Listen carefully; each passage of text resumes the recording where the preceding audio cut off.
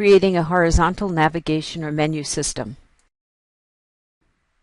By default, when you add pages to your Google website, they fill in on the sidebar.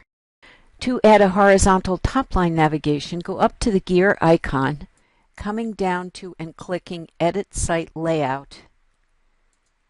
And now you're shown the options that are active across this bar to the side. Let's say you want to implement a horizontal navigation bar. And so I click that to start up that feature.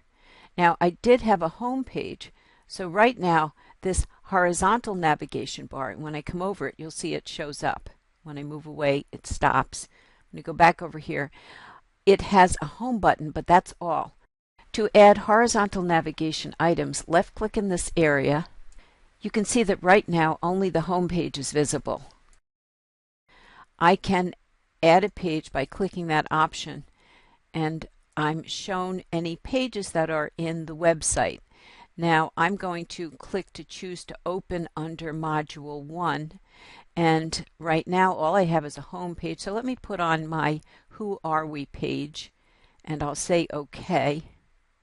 And now I'll choose the way I want this to look. I'll keep it as boxes, and I'll say OK.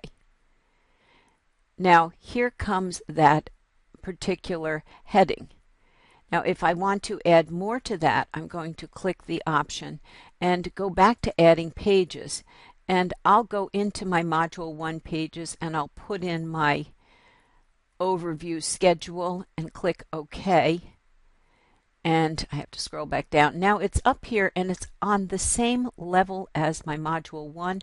I decide I want to indent that, because I want that to be a page under Who Are We. To add more pages, click Add Page. And I'll go into Module 1. I'll add a second page there. Scroll down and click OK. And that one automatically went in indented one. So I'm going to add another page. And let me just put in my startup. And I'll click OK. And I'll scroll down to see startup is down in under Module 1. Let me choose to click that up a little bit, and it moved over to the left.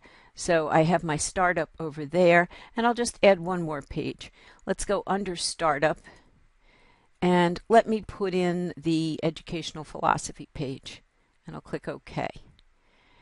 And I'll go back and see, where did that go? Okay, that's out to the left margin. I want to indent that one so it comes in under startup. And once you decided on the style you want, you would click OK. And I'll now close this just to show you how this is looking. And the style comes from the theme. If you don't like the color scheme, you would go there to change it. And you'll notice that when I come and scroll over my Module 1 heading, anything that I put under it shows up. Similarly, when I go to Startup, anything under there shows up. Now, I have two navigation bars, and you want to be careful if you do that you don't create a confusing structure. I could go back up to my navigation area, go back to Edit Site Layout, and I could now go over and turn off my sidebar.